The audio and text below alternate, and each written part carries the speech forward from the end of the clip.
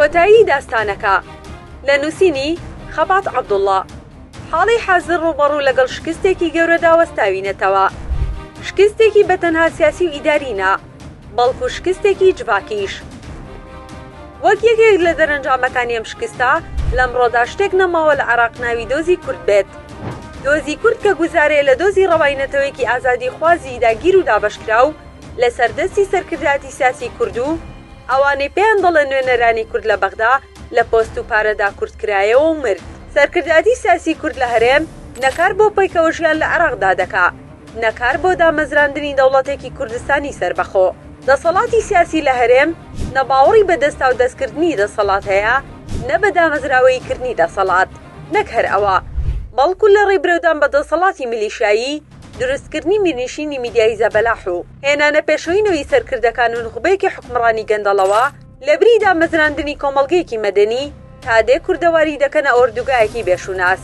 بێگومان ئەمەش لە بەشێکی گەورەیدا پەیوەندی بۆ گۆڕانە دراماتیکیەوە هەیە کە لەم ساڵانەی دواییدا بەسەر حیزبی کوردی داهات، بە تایبەتیش پاش گرتنە دەستی دەسەڵات و دەستگرتن بەسەر پارە و سامان و نەوتی ڕژاوی کوردستان لەلایەن منداڵی سەرکردەکانەوە.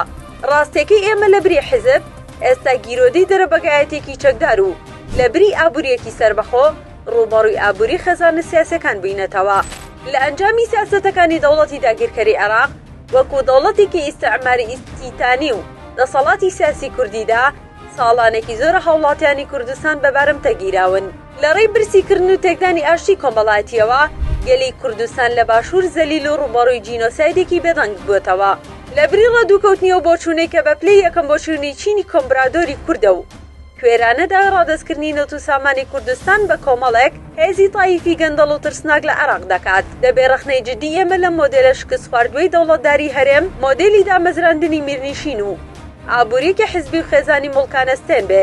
ئاخر عێراق هەر بە تەنها نەوتی کوردستانی ناوێت. عێراق دەیەوێت کوردستان و خەڵکەکەی بۆ هەتا هەتایە کۆڵۆنیەکی پاشکە و دەسەندەخۆری خۆی بێت. بە مەبەستی ڕێگەگرتن لەم داڕزانی وا بە بەرچاومانەوە ڕوودەدات، هەروەها بە مەبەستی ڕێگریکردن لە بەتەڵامبردنی نەوت و سامانی کوردستان لەلایەن میرەکانی ناوخۆ و دەوڵەتی ئیستیعماری ئیستیتانی عێراقەوە دەشێت تاکە دەرچە ئەگەرچی لە مەحاڵی شەو نزیکە خۆماڵیکردنی نەوتی کوردستان بێت. خۆماڵیکردنی نەوتی کوردستان وەکو ئاکتێکی شۆڕژگێڕانی باڵا بێگومان لە دەروی ئەم سەرکردایەتی ئێستای هەرێمی کوردستان بە ئەنجام دەگات.